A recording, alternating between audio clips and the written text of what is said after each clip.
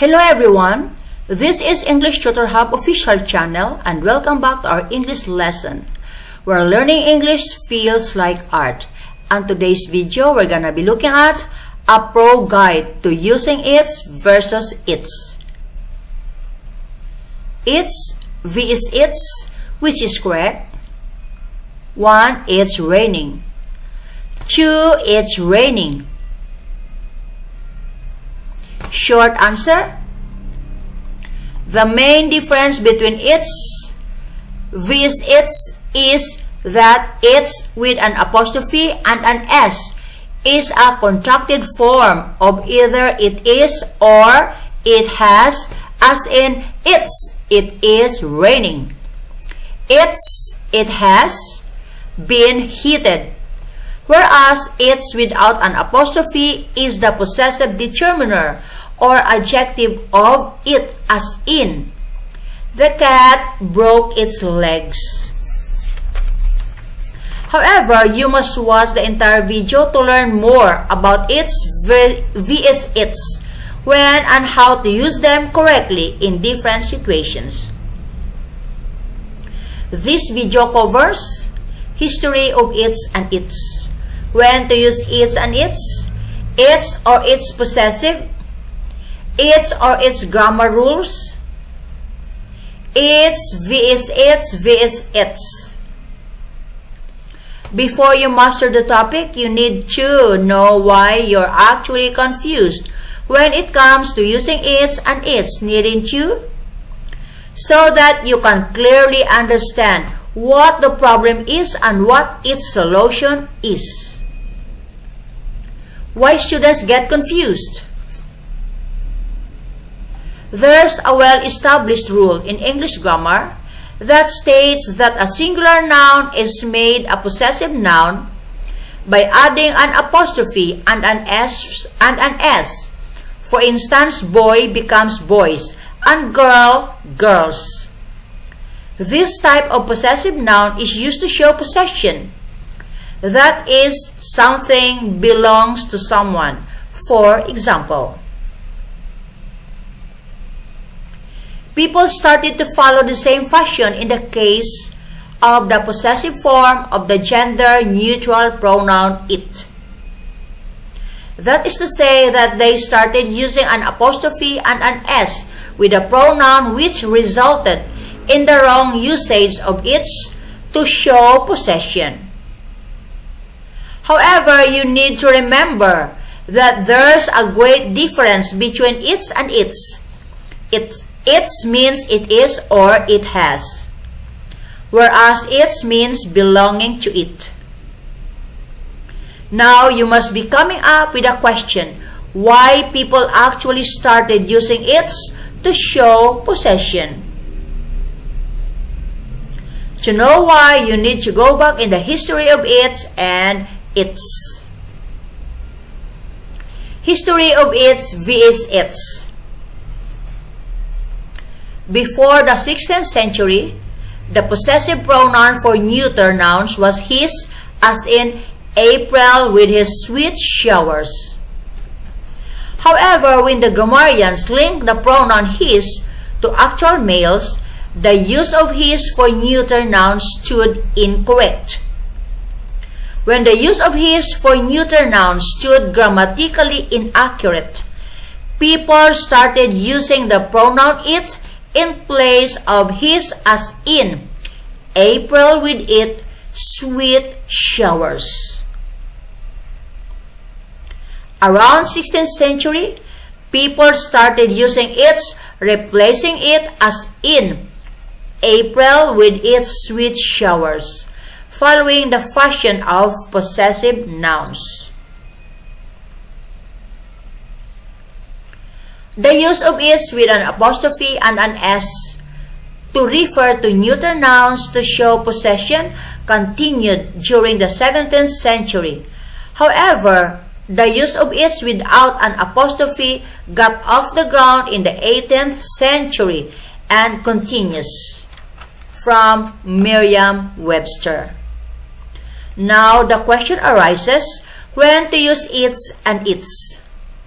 For that, continue to watch the remaining portion of the video. When to use its and its.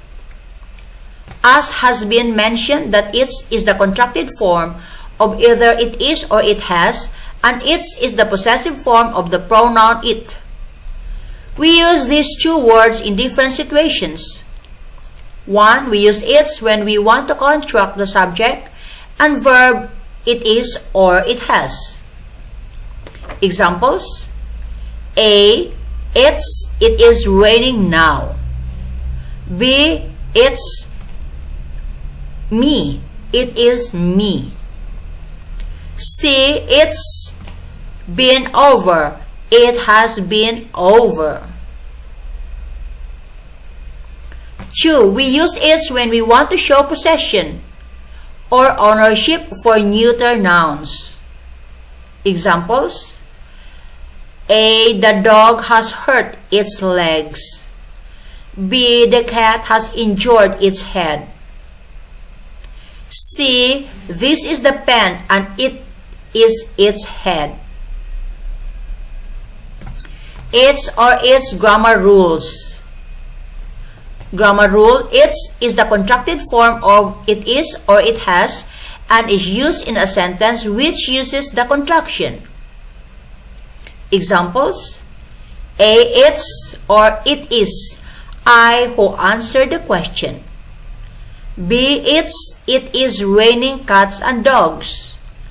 C. It has been destroyed by the car. Grammar rule: its is the possessive form of the pronoun it and should be used as a possessive determiner or adjective to refer to a noun which is neutral gender. Examples: A. The dog is moving its tail. B. The bird is flying with its wings. C. The cat is feeding its kittens.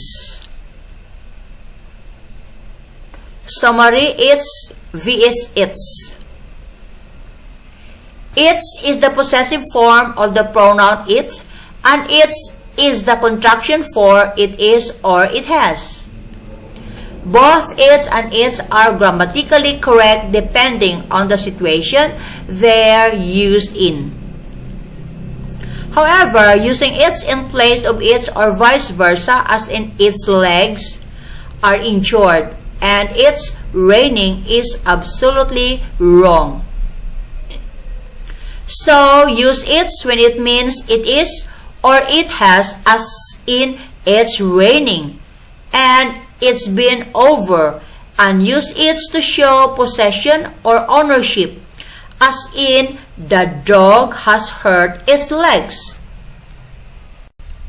Frequently asked questions: its versus its. Its or its meaning. Its means belonging to it, whereas its means it is or it has. Its or its examples: A. Its possessive tail is injured. Its tail is injured, referring to an animal. B. It's, which means it is raining now. It has been warm. Its examples: A. The cat is breastfeeding its kittens. B. The dog has injured its legs. C. A sphinx is a man by its head and a lion by its body. D. This is a pen and it is its head. E. This kitten has injured its tail. Its examples: A. Its, which means it has. It's been raining since morning. It is I who came first. It has been warm. It has been closed. It is me. It's been or it's been. It's been is grammatically incorrect, whereas it's been or it is been is grammatically correct. Learn more in the video. It's or its possessive. Its is the contracted form of it is or it has, and its is the possessive form of the pronoun it. Learn more in the video. Which is correct, its or its? Both its and its are grammatically correct depending on the situation. Its is used as the possessive form of the pronoun it, whereas its is used as the contracted form of it is or it has. Learn more in the video. Where would you use its? You'll use its in a sentence which has a neuter gender noun which this possessive adjective or determiner refers to, as in, the cat has injured its tail. Learn more in the video. What is the basic difference between it and its? The basic difference between it and its is that it can be used as both a subject pronoun or object pronoun referring to a neuter gender noun, whereas its is used as the possessive form of the pronoun it. Learn more in this video. Is it's me correct or not? Yes, it's me is correct in informal situations in spoken English. What is its use? Its is used as the possessive form of the pronoun it to show possession or ownership, referring to a neuter gender noun. Can we use its for people?